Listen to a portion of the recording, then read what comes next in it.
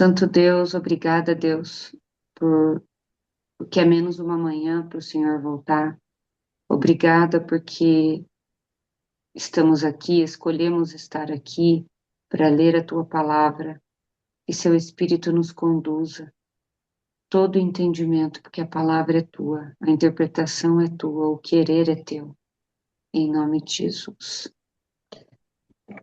Então, o último estudo a gente fez os capítulos 7 e 8 de Hebreus, finalizando ali o capítulo 8, que ele fala no verso 10 ali, porque esta é a aliança que firmarei com a casa de Israel depois daqueles dias. Diz o Senhor, na sua mente imprimirei as minhas leis, também sobre o seu coração as inscreverei, e eu serei o Senhor seu Deus, e eles serão o meu povo.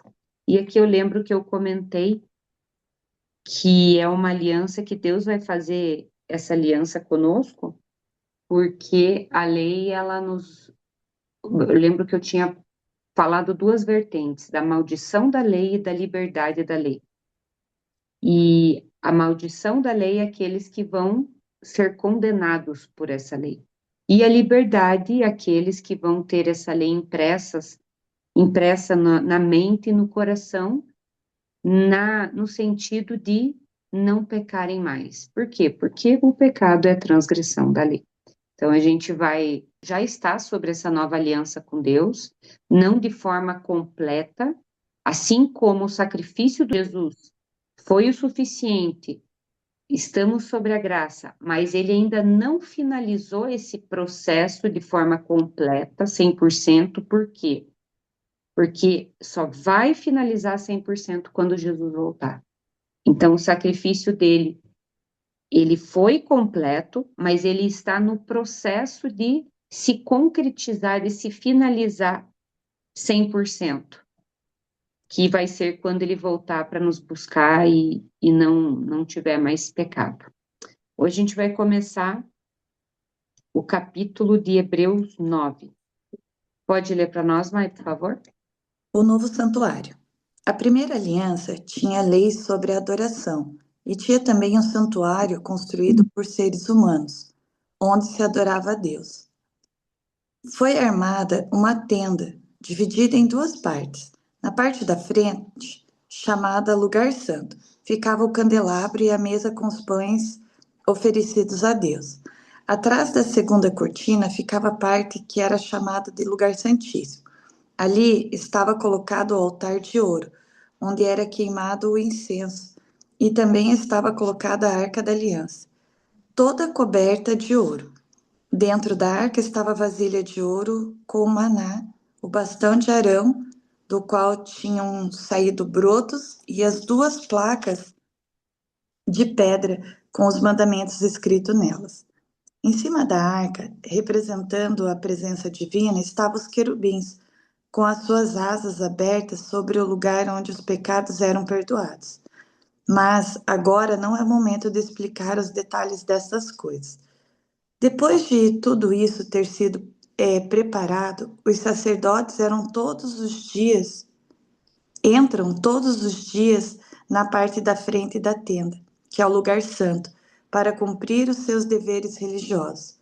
Mas somente o grande sacerdote entra na parte de trás, que é o lugar santíssimo, e isso apenas uma vez por ano. Ele oferece a Deus o sangue de animais em favor de si mesmo e também pelos pecados que o povo cometeu sem saber que estava pecando. Por meio disso tudo, o Espírito Santo nos ensina de modo bem claro que a entrada para o lugar santíssimo ainda não foi aberta, enquanto a parte da frente, que é o lugar santo, continuar sendo usado. Isso é um símbolo para hoje. Quer dizer que as ofertas e os sacrifícios de animais oferecidos a Deus não tornam perfeito o coração das pessoas que o adoram. Essas ofertas e sacrifícios têm a ver somente com comida, com bebida e com várias cerimônias de purificação. São regras externas que têm valor somente até que Deus renove todas as coisas. Mas Cristo veio como grande sacerdote das coisas boas que já estão aqui. A tenda em que ele serve é melhor e mais perfeita, e não foi construída por seres humanos, isto é, não é deste mundo. Quando Cristo veio e entrou uma vez por todas no lugar santíssimo, ele não levou consigo sangue de bodes ou de bezerros para oferecer como sacrifício. Pelo contrário, ele ofereceu o seu próprio sangue e conseguiu para nós a salvação eterna. O sangue de bodes e de touros e as cinzas da bezerra queimada são espalhados sobre as pessoas impuras, e elas ficam purificadas por fora. Se isso é assim, imagine então quanto maior ainda é o poder do sangue de Cristo. Por meio do Espírito Eterno, ele se ofereceu a si mesmo a Deus como sacrifício sem defeito, e o seu sangue nos purifica por dentro, tirando as nossas culpas. Assim podemos servir ao Deus vivo, pois já não praticamos. Assim podemos servir ao Deus vivo, pois já não praticamos cerimônias que não valem nada. A morte de Cristo é a nova aliança. Portanto, é Cristo quem consegue fazer uma nova aliança para os que foram chamados por Deus possam receber as bênçãos eternas que o próprio Deus prometeu. Isso pode ser feito porque houve uma morte que livrou as pessoas dos pecados que praticaram enquanto a primeira aliança estava em vigor. Onde há um testamento, é necessário provar que a pessoa que o fez já morreu, pois o testamento não vale nada enquanto estiver vivo quem o fez. Só depois da morte dessa pessoa é que o testamento tem valor. E é por isso que a primeira aliança entrou em vigor somente com o uso do sangue de animais. Em primeiro lugar, Moisés anunciou ao povo todos os mandamentos conforme estava na lei. Depois pegou o sangue dos bezerros e dos bodes, misturou com água e borrifou o livro da lei, e todo o povo, usando lã tingida de vermelha e isopo. Então disse: Este é o sangue que sela a aliança, que Deus mandou vocês obedecerem. Bem profundo esses versos. Ele vem primeiro, num primeiro momento ali, contando todo como funcionava todo o ritual do santuário. Ele vem direcionando cada parte do santuário, o lugar santo, o lugar santíssimo. Fala ali também do que tinha no lugar santíssimo, dentro da Arca da Aliança, as tábuas dos 10 mandamentos, o maná, o cajado de Arão. Tudo, como nós já falamos aqui em vídeos anteriores sobre o livro de Hebreus, tudo tem um significado. Então, os 10 mandamentos, por exemplo, que ele cita aqui, significam o caráter de Deus, o que é o pecado. Então, os 10 mandamentos nos mostram uma condução de vida. O maná, ele representa a provisão de Deus para o seu povo. O cajado de Arão representa o direcionamento de Deus, que Deus é quem direciona, Deus que está no comando. E aí ele vem dizendo aqui sobre o sangue, dizendo ali o papel de Cristo no céu, e quão profundo é ali para mim, pelo menos ali, quando ele fala assim, olha, o sangue de animais, ali no verso 13, o sangue de animais, ele purifica você por fora, né? Ele vai te purificar por fora. E ali ele fala, quanto mais o sangue de Jesus que purifica por dentro, que ele limpa como se fosse água, né? Ele faz uma limpeza. É muito profundo quando você conhece o sistema do santuário, quando você, como eu já falei várias vezes para vocês, eu sempre achei muito chato a parte da Bíblia que fala do santuário, eu sempre achei muito chato, nunca tive paciência. Mas depois que eu estudei o que significa o santuário, entendi que é um desenho literal de Deus, mostrando de forma didática para o povo quem era Jesus, o que Jesus vinha fazer, como ia ser todo o sacrifício dele. E digo mais que eu já tenha estudado o santuário, eu acredito que cada vez que eu vou estudá-lo, que cada vez que eu falo sobre o assunto, tem mais e mais coisa que eu vou aprender. E quando a gente for para o céu, quando Jesus voltar, a gente vai ter uma visão completa, um aprendizado completo, na íntegra, 100% do que de fato foi e é o santuário de Deus. Aqui ele fala sobre isso, esses detalhes sobre o que é o santuário. Por isso que é importante a gente entender, as coisas na Bíblia, elas não estão por estar, elas têm um motivo. Tenho aprendido muito. O fato de eu não entender algo não significa que não é. Então, muitos anos eu não gostei de ler, nem ler sobre esse assunto, porque você vê lá em Êxodo, são vários capítulos, são os pormenores, os detalhes ali do santuário. Quando você vai para Êxodo, é muito maçante, muito chato. São vários capítulos falando de lei, do candelabro, como que tem que ser feito, as dimensões, os materiais.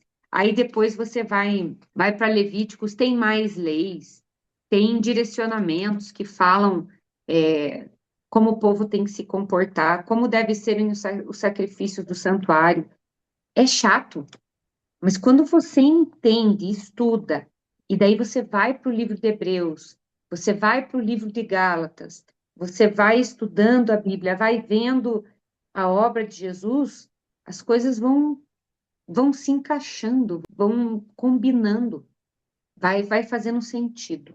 Importância, né, de acreditarmos que foi Jesus que, que paga os nossos pecados, né, que pagou, né, tudo que a gente fez, assim, ver o sacrifício dele, por mais que ali aqui mostre simbolicamente, quando você vai entendendo o poder de cada símbolo ali, de cada momento, né, do santuário, e saber que hoje a gente tem a esperança que ele está no celestial intercedendo e que já vai, que isso é um período ali, né, para ele voltar, a gente tem essa esperança. Eu acho que quando você vai lendo ali, descrevendo que é Deus, que é Jesus que está lá, a gente tem a esperança, né? Que não poderia ser por nós mesmos, assim, que é só por Ele, né? E logo ele vai voltar, gente. Logo ele vai terminar a purificação. O que que é a purificação do santuário? É um paralelo ao dia da expiação. O que que ele está fazendo? Ele está finalizando a purificação daquele santuário celestial. Não que o santuário celestial tenha pecado ou tenha impureza, não é nesse sentido. Mas imagine você assim, que ele está finalizando a contagem dos seus, vamos colocar de uma forma didática, tá? Apenas para entendimento. Que ele está finalizando a contagem dos seus, daqueles que já foram julgados até agora, tem muitas, milhares, bilhões, trilhões, talvez, de pessoas que já morreram, que foram salvas. Vamos colocar assim, ele está modernizando, ele está contabilizando. A partir do momento que ele finalizar essa contabilidade, ele vai voltar. Essa é a obra que ele está fazendo, essa contabilização no santuário, de uma forma mais moderna, falando. O dia da expiação tem tudo a ver com o que Jesus está fazendo hoje no santuário celestial. O livro de Hebreus acabou de falar que Jesus está em que lugar do santuário celestial? No Santo dos Santos, ou em outras versões, no lugar santíssimo, que é o lugar mais sagrado do santuário, que só se entrava uma vez ao ano. Então, quando você entende o dia da expiação, entende a purificação do santuário, por que era feito esse dia, por que tinha esse dia, o que era feito, o passo a passo, o bode Azazel, o bode para Deus, sacrifício em prol do povo, você entende que Jesus está cumprindo e logo ele vai fazer essa finalização do santuário e vai falar assim, como diz lá em Apocalipse, está feito, acabou. Já foi feita a contabilidade, já foi feita a purificação dos pecados de todos. Senhor, ele se apresenta a Deus como sacrifício puro e vivo em prol de todos aqueles que creem em Jesus, morreram crendo em Jesus, ou estão vivos crendo em Jesus até o momento que ele vai falar, deu, acabou. agora eu vou buscá-los. Deixa eu fazer um comentáriozinho que eu lembrei agora enquanto você estava falando. Eu escutei ontem e eu achei muito legal, eu acho que eu preciso compartilhar isso com vocês. Alguns amigos estavam na guerra e eles. E assim, uma situação bem difícil ali, bem difícil mesmo, né? E aí eles. Um querendo dar força pro outro, né? Porque a situação era bem complicada. E eles falam assim: olha, a gente precisa ficar vivo, a gente precisa ficar vivo porque a gente precisa fazer aquela maratona que vai ter lá em Lisboa, sei lá, algum lugar que eles tinham combinado que era o lugar deles. E aí a guerra está acontecendo, tá? E em um momento explode uma bomba e daqueles amigos ficou um só. Um só sobreviveu. E ele vem com aqueles traumas da guerra e aquele monte de coisa, e aí agora vai ter a corrida. E aí essa corrida acontece e ele vai até um momento, e daqui a pouco, em outro momento, ele vai se rastejando, e aí, sem força, sem nada, e tudo sangrando, e aí ele chega, e aí um monte de repórter em cima dele, assim, por que que ele tinha feito daquela forma? Ele não precisava, era só uma corrida, né? E aí ele falou assim, olha, eu devo isso aos meus amigos. Era uma promessa que eu tinha feito para eles, e eu devia isso para eles, né? E daí a moral da história é isso, assim, ó, a gente deve isso a Jesus. A gente deve o sacrifício que ele fez na cruz. Então, assim, a nossa vida hoje, a gente deve a ele. Em todos os momentos, quando a gente vê aqui em relação ao santuário, quanta coisa foi. E hoje, ele já passou pela morte. A gente deve isso a ele, né? Esse sacrifício que ele fez. E eu achei tão interessante e eu acho que tem a ver com o que a gente estava falando hoje. Deus agora, ele já está intercedendo, a gente deve isso a ele. O sacrifício que ele fez, né, na cruz, a gente deve isso a ele. E é um sacrifício, muitos mártires, o próprio Pedro diz a tradição, né, que ele morreu também crucificado de cabeça para baixo. Mas o sacrifício de Jesus, ele não foi apenas físico. Eu creio que a parte física foi a menos dolorosa. O sacrifício de Jesus, ele foi espiritual, emocional, psicológico. Não foi apenas uma dor, apenas, como se já não bastasse chibatadas como se fosse anzóis na ponta dos chicotes. O filme A Paixão de Cristo, do Mel Gibson, ilustra muito isso. Esses chicotes com anzóis, assim, que iam na carne e arrancavam a carne. Como já se não bastasse já essas chibatadas, a humilhação, os tapas, os cuspes na cara, daí a crucifixão por si, os pregos nas mãos, nos pés, a coroa de espinho, foi uma questão muito mais profunda e intensa. Foi tudo isso e a pressão do afastamento de Deus. Porque ali, embora Deus estivesse aos pés da cruz, estivesse ao lado de Jesus, ele sentiu tanto que ele fala: Deus meu, por que me abandonastes? Não no sentido de Deus o abandonar, mas no sentido do que o pecado fez entre o relacionamento de Cristo e Deus. Eu não vou falar nunca, porque eu não sei as surpresas que tem no céu preparados para os salvos, para mim, que eu tenho certeza que eu vou estar com Jesus, senão a minha vida não faz sentido. Não faz sentido eu estar aqui lendo a Bíblia todo dia. Eu tenho um propósito e é conhecer mais Jesus, me aprofundar mais dele. Meu propósito não é seguir ritos, não é todo dia, eu tenho que ler a Bíblia, porque senão eu não vou para o céu. Não. Tantos estudiosos da Bíblia, tantos conhecedores da Bíblia, doutores em Bíblias não vão para o céu. Não é sobre você conhecer a Bíblia, é sobre você conhecer ao Deus da Bíblia, Jesus. Então, por isso que eu tenho certeza da minha salvação, porque senão a minha vida não faz sentido, porque eu vivo, eu educo os meus filhos, eu, de forma muito imperfeita, busco ter uma alimentação legal, é tudo visando Cristo, tudo visando a minha vida espiritual, enfim.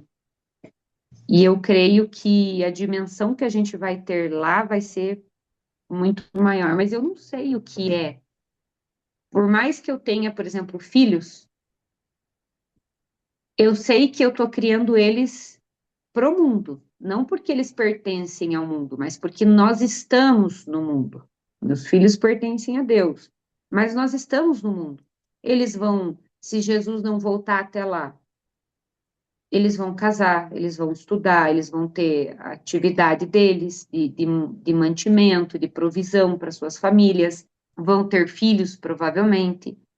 Então, eu não sei o que é eu estar tão ligada, tão conectada com alguém, a ponto de eu me separar desse alguém e o meu coração não suportar explodir, porque foi isso que aconteceu com Jesus. Jesus, já vi vários documentários não cristãos, inclusive, explorando esse assunto, falando que a morte de Jesus não foi pelas feridas físicas da pele, foi porque o coração dele não suportou e explodiu. E aí, porque quem morria morte de cruz demorava dias para morrer. E Jesus morreu em poucas horas. Poucas horas. Então, eu não sei o que é o meu coração tá tão triste, tão separado de alguém que eu amo com todo o meu ser, a ponto de meu coração explodir. Eu não sei o que é isso. Nem com os meus filhos, que o amor de mãe, que é o amor mais próximo, mais comparado pela própria Bíblia ao amor de Deus, nem sentindo esse profundo amor a ponto de, nossa, nem penso duas vezes se precisar dar minha vida pelos meus filhos. Jamais pensaria duas vezes. Mas nem assim, nem nesse amor humano mais próximo eu consigo entender o que Jesus sentiu, a ponto do coração dele explodir e ele morrer, porque ele não aguentou ficar longe de Deus. Ele não suportou a distância, porque esse foi o preço do meu pecado. A separação dele com Deus. Foi o meu pecado que, de forma literal e absoluta, explodiu o coração dele e separou ele de Deus. E isso causou a morte de Jesus. É muito mais profundo do que uma morte na cruz. A morte na cruz é todo um enredo, né? Mas o que matou Jesus foi o meu pecado. Vamos continuar do verso 23 ao 28? Da mesma forma, Moisés também borrifou sangue sobre a tenda e sobre todos os objetos usados na adoração. De fato, de acordo com a lei, quase tudo é purificado com sangue. E não havendo derramamento de sangue, não há perdão de pecados. O sacrifício de Cristo tira os pecados. Essas coisas que eram cópias das realidades celestiais deviam ser purificadas desse modo. Mas as próprias coisas celestiais exigem sacrifícios bem melhores. Cristo não entrou num lugar santo feito por seres humanos, que é a cópia do verdadeiro lugar. Ele entrou no próprio céu, onde agora aparece na presença de Deus para pedir em nosso favor. O grande sacerdote entra todos os anos no lugar santíssimo, levando consigo o sangue de um animal. Porém, Cristo não entrou para se oferecer muitas vezes. Se fosse assim, ele teria de sofrer muitas vezes desde a criação do mundo. Pelo contrário, uma vez por todas, ele apareceu agora. Uma vez por todas, ele apareceu agora, quando os tempos estão chegando ao fim, para tirar os pecados por meio do sacrifício de si mesmo. Cada pessoa tem de morrer uma vez só e depois ser julgada por Deus. Assim, também Cristo foi oferecido uma só vez em sacrifício, para tirar os pecados de muitas pessoas. Depois, ele aparecerá pela segunda vez, não para tirar pecados, mas para salvar as pessoas que estão esperando por ele. Naquilo que nós comentamos. A concretização, a finalização, o 100% desse processo que Cristo veio e já fez, vamos dizer assim, 80% está downloading ainda, para finalizar esse processo, é a volta dele. Para buscar aqueles que já foram perdoados, que já foram remidos dos seus pecados. A gente sempre fala, né?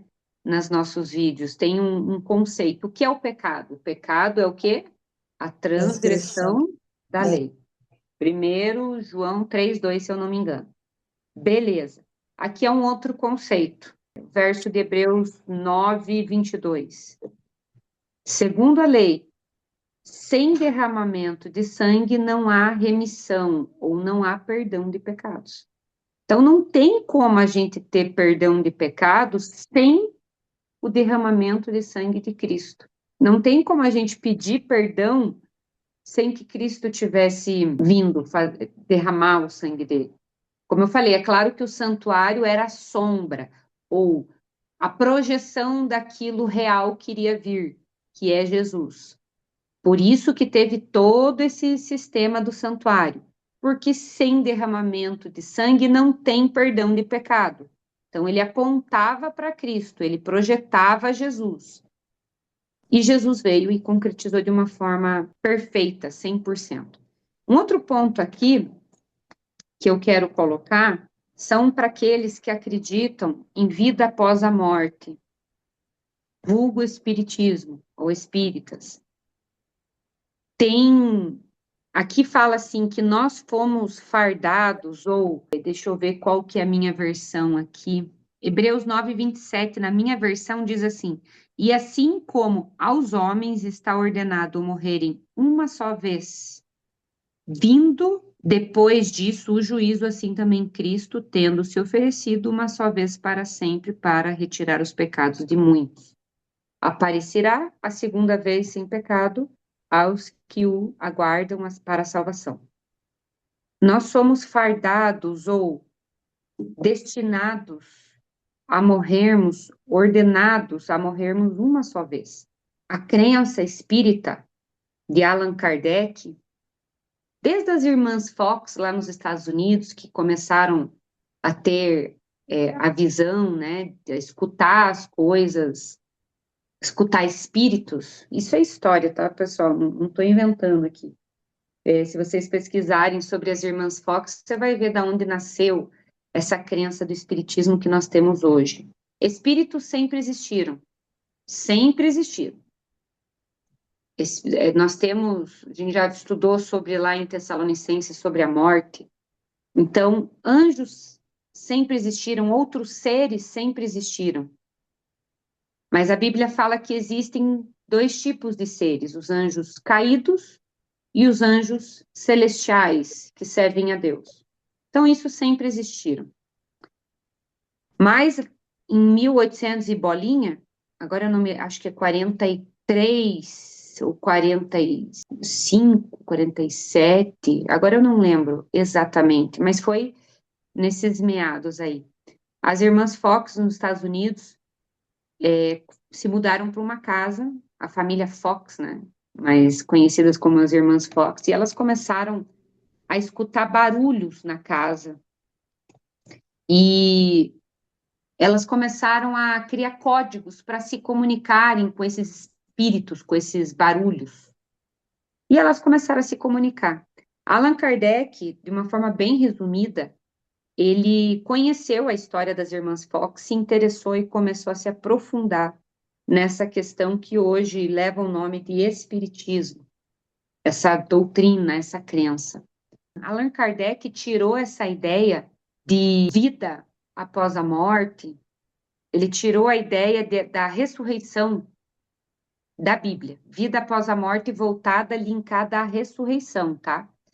Não que existem outra, quando você morre, você vai para o céu, que você vai para o inferno, que você vai para o limbo, você vai para o... Não. Essa ideia é uma ideia da Igreja Católica Romana, que vem do paganismo, desde a Grécia, desde os egípcios, de diversas culturas pagãs. Eles tiraram isso de diversas culturas pagãs, veio da história deles, que agora eu não tenho tempo para abranger isso, mas se você estudar, dá um Google, dá um chat GPT, qualquer outra inteligência artificial, você vai ver que veio da história, não veio da Bíblia, essa crença. Mas Allan Kardec, foi na Bíblia que ele tirou a ideia da ressurreição, da vida após a morte, da ressurreição que veio de Cristo. E aí, da Bíblia, ele abranger outros caminhos que não são bíblicos. Porque aqui o texto fala que nós somos ordenados, nós somos direcionados a morrermos uma só vez. E na volta de Jesus, 1 Tessalonicenses 4, 13 ao 18, fala que quando Jesus voltar, os mortos em Cristo, ou os mortos que morreram em Jesus, pela ocasião da volta dele, vão ressuscitar. É só um ponto que eu vejo que foi tirado da Bíblia o princípio e distorcido, tá? E por isso que eu dei essa explanação um pouquinho maior para que fique contextualizado. Então, nós não vamos, quando a gente morre, a gente não vai, biblicamente, nós não vamos para um outro plano, nós não nos tornamos uma borboleta, um animal, ou um outro Uma estrelinha. ser humano, exato, um outro ser humano, para que a gente tenha uma evolução melhor e nos tornemos pessoas. Não, o princípio da ressurreição, da vida após a morte, é bíblico no sentido de Cristo, que ele morreu e ressuscitou no terceiro dia, como diz na Bíblia. A partir deste princípio, foi criado, foi misturado com outras doutrinas pagãs e tido essa crença do espiritismo, que deixa eu colocar aqui, ela é real, ela é existente, mas não é bíblica. Então, como assim ela é real e é existente, não é bíblica?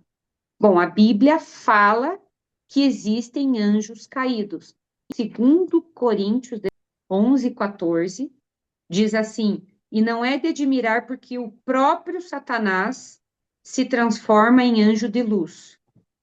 Não é muito, pois, que os seus próprios ministros se transformem em ministros de justiça, e o fim deles será conforme as suas obras. Então, sim, existem espíritos, existem anjos ministradores, tanto para Deus, como nós lemos, quanto nos vídeos anteriores do livro de Hebreus, quanto anjos ministrando a favor ou a serviço de Satanás. Então, quando vocês verem coisas sobrenaturais, como as irmãs Fox viram em 1840 e alguma coisa, como vocês, muitos que frequentam o centro espírita, gente, é real, é verdadeiro, mas não são anjos do Senhor, não são entes mortos, queridos, que você ama, que está em um outro plano, são anjos ministradores de Satanás, a fim de enganar e desviar o teu foco da palavra de Deus. Então, vamos lá para a matemática. O princípio, vida após a morte, ressurreição, é bíblico. Em Cristo, aplicado, vivido, realizado em Jesus.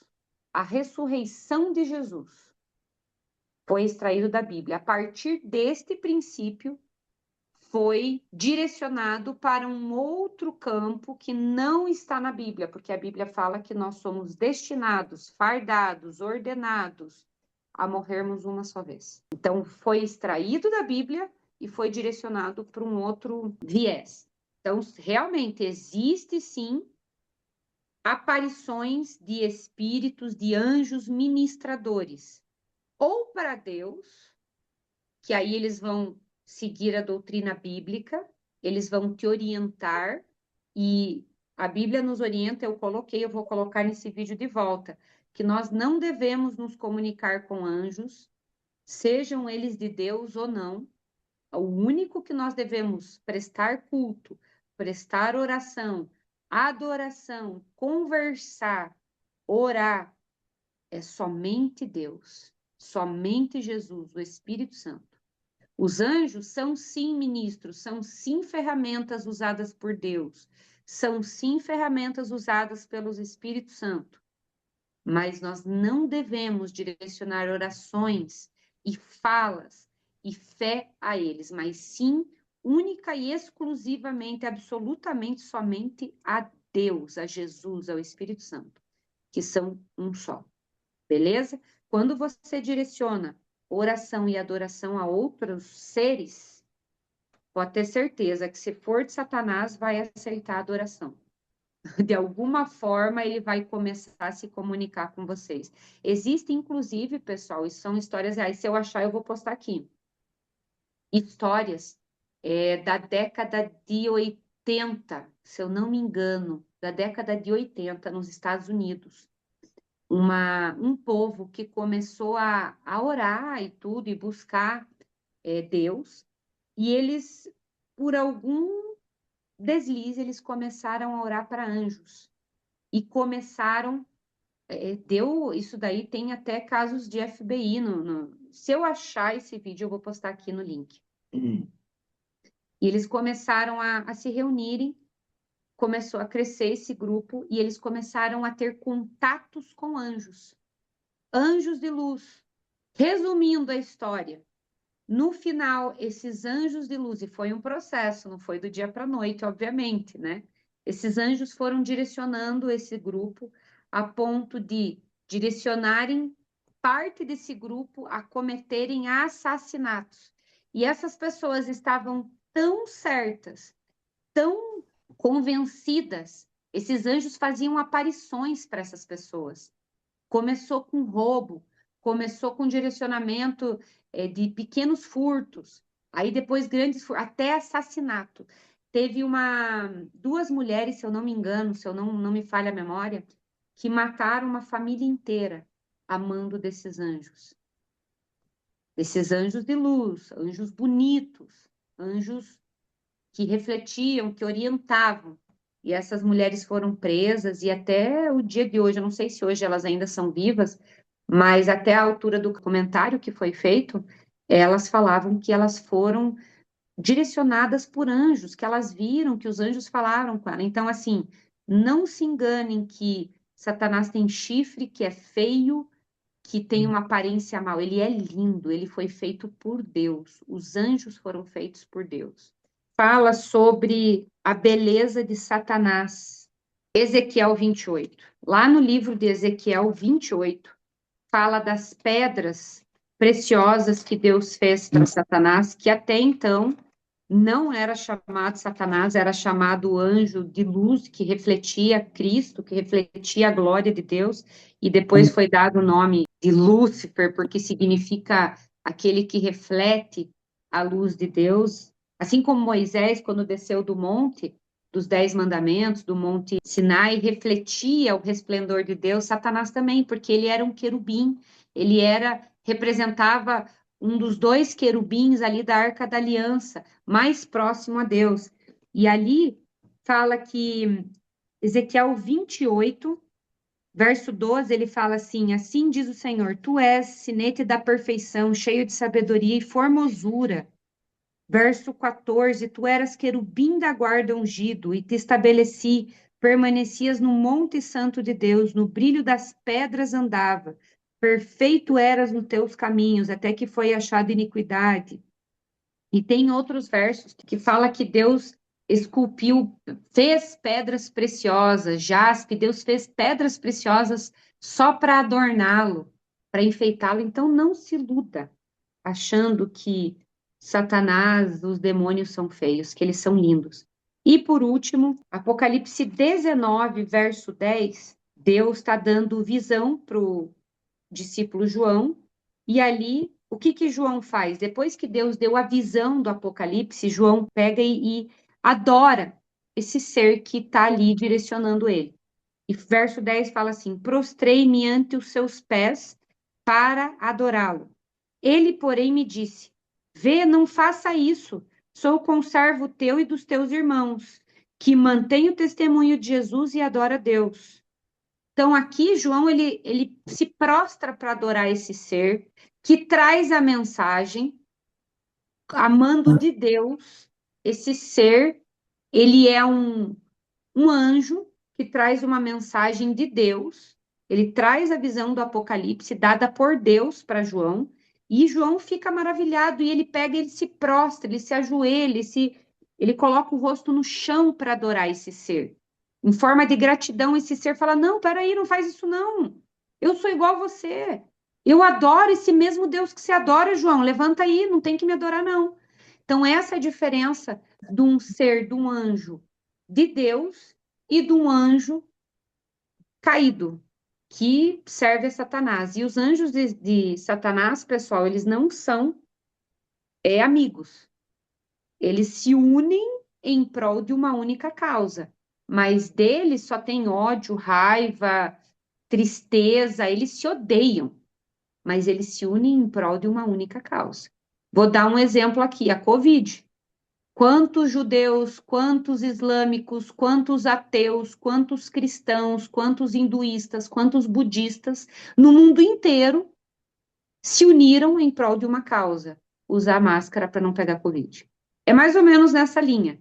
Ou então, quantos países inimigos se unem numa guerra em prol de uma causa, para se unir e lutar contra um país. Depois viram inimigo de volta, mas até então eles se unem por um objetivo. Esse é o ponto dos anjos caídos. Eles não são unidos, não são amiguinhos, não estamos juntos. Eles se unem por uma causa em comum, que é destruir a imagem e semelhança de Cristo em mim e você. Porque quanto mais gente caída eles levarem para a perdição, menos será o sofrimento de Satanás, vamos colocar assim. Uau, só um capítulo hoje, hein? Por causa de um verso, pessoal, tudo isso. A importância, né, Mã? Eu vejo assim, Ellen White diz, né, que a gente deve examinar as escrituras exatamente por isso, pelo menos assim 1 hora, para que a gente possa aprender, né? Olha quanta coisa, igual você comentou ali, é um capítulo, e aí, e ainda mais, iria se tivesse tempo explanado muito mais, a gente vai conversando e vai entendendo e vendo, assim, como a gente tira coisas da Bíblia, né? E a importância de estar estudando, eu fico encantada, assim, em ver que um capítulo pode render tantas informações para a gente, né? Que a gente sempre venha estar estudando para aprender desse Deus maravilhoso e hoje vendo assim do sacrifício que ele fez, né? Que isso vale a pena, que nós que nós possamos, se a gente acho que ficasse sempre em cima lembrando, eu acho que seria muito mais fácil da gente aprender a adorar a Deus verdadeiramente, né? E aí não adorar as outras coisas, que às vezes, muitas das vezes, por não estarmos lendo, estudando, a gente acaba, né, adorando outras coisas. Então, assim, eu acho que a importância do estudo é fantástico. Surge uma dúvida, né? Será que na Bíblia fala sobre os anjos em relação à salvação deles? Se teria salvação, arrependimento, alguma coisa assim? Os anjos caídos? A Bíblia em si não há plano de salvação para os anjos. Ali diz assim, ó, segundo Pedro 2:4. Porque se Deus não poupou os anjos que pecaram, mas havendo-os lançados no inferno, os entregou às cadeias da escuridão, ficando reservados para o juízo. Judas 6. E a anjos os que não guardaram o seu principado, mas deixaram a sua própria habitação, reservou na escuridão e em algemas eternas para o juízo do grande dia. Hebreus 2:16. Pois ele, evidentemente, não socorre anjos, mas socorre a descendência de Abraão. Mateus 25:41. Para o fogo eterno preparado para o diabo e seus anjos. Então, a Bíblia ele não fala sobre a salvação dos anjos. É muito claro os versos na Bíblia que os anjos já está definido, vamos dizer, eles já estão julgados. A sentença vai ser concluída, vai ser efetiva após o milênio. Eu penso que Deus já conhece tudo e todos. Então, assim, Deus já sabe que eles não queriam arrependimento. Porque pode ver, assim, ó, Deus já conhece o nosso pensar, o nosso. E isso ele conhecia também dos anjos. Então, assim, é aquela coisa, até como o próprio ser humano, não só anjos. Alguns já estão até, inclusive, sentenciados, porque Deus já sabe de todas as coisas. Mas pelo livre-arbítrio, para que a gente pudesse entender isso, Deus, né, para nós hoje ele deixa isso, mas os anjos ele já eu entendendo né, que a gente olha Deus nós e aí Deus é muito maior, muito superior. Então eu vejo que Deus ele tem infinita bondade, misericórdia, já provando que ele deu o filho dele para nos salvar. Agora, imagine se tivesse alguma possibilidade, tenho certeza que Deus faria isso, mas que eles não querem. Da mesma forma que muitos seres humanos também não aceitam a salvação, né? Isso, e a história da redenção, Julie, o capítulo 1, 2 e 3. Mas é interessante, eu vou mandar, vou colocar no link aqui também. Ele dá um deslumbre muito interessante sobre esse ponto. O livro A História da Redenção, ele fala que quando Deus expulsou Satanás do céu, ele caiu, ele teve algum momento, Deus permitiu ele se arrepender, mas ele não quis. Deus até Satanás foi falar com Deus e Deus, tô resumindo aqui, tá? Falando assim, beleza, você quer se arrepender, tá? Só que assim, ó, você não vai voltar para o seu cargo. Você quer se arrepender, eu perdoo você, perdoo os demais, mas vocês não vão voltar para, principalmente Lúcifer, que era o ponto ali. Você não vai ser mais o anjo querubim. E aí Lúcifer falou: então eu não quero. Por quê? Ele não tinha se arrependido, ele estava com remorso. A gente já conversou outras vezes aqui. Há uma linha muito tênue entre o remorso e o arrependimento. O arrependimento é aquele sentimento amargo, ruim, como o remorso. Só que o remorso, você se arrepende do que você perdeu. O arrependimento, você se arrepende do que você fez, independente da sua perda. Entende? E Satanás, ele não se arrependeu do que ele fez, independente da perda dele. Ele se arrependeu do cargo, dos privilégios, dos benefícios, não do erro dele. Por isso que ele não aceitou. Por isso que ele não. Então eu tenho certeza que embora essa narrativa não esteja de forma explícita na Bíblia, eu não duvido nem um pouco dessa narrativa, porque eu conheço o Deus que eu sirvo. E Deus não tem prazer nenhum em pegar criaturas que ele ama e tacar fora do céu. Eu tenho absoluta certeza, para ele chegar ao ponto do coração dele explodir, do afastamento de Deus por causa de mim, de alguém como eu, como que ele não ia perdoar anjos? Agora ele perdoa quem se arrepende, não quem tem remorso, são coisas diferentes. Ai, qual que é o resumo de hoje? Eu acho que hoje um resumo seria gratidão a Deus pelo sacrifício do filho dele por nós. Eu acho que Hebreus 9, quando a gente começou a ler ali, ele é profundo, ele é forte, ele é sentimental, assim, para que a gente entenda. A gente precisaria, acho que, estar sempre olhando, assim, para esse lado, assim, sabe, desse sacrifício de Deus e saber que hoje ele está no santuário, no lugar santíssimo, né, intercedendo por nós. Então, acho que o resumo hoje seria isso. Obrigada a Deus, assim, por esse privilégio dele ter dado, né, a salvação para a gente, sem a gente ser merecedor disso, sabe? Como a gente falou ali, nós tínhamos que de alguma forma entender que a gente deve isso a ele, sabe? De um sacrifício tão intenso a ponto de dar o único filho dele por nós, mesmo sendo merecedores, mesmo. Acho que se a gente tivesse que pensar, talvez assim, teria que ser isso, assim, sabe? De alguma forma a gente teria que, não só pelo amor, mas que. Não é que não seja pelo amor, mas nós devemos isso a ele. Pode orar por nós, Julinho, para finalizar? Deus, muito obrigada, Pai, pelo privilégio de mais um dia estarmos aqui, em Sua presença, da palavra, nos alimentando do Teu amor, da Sua sabedoria.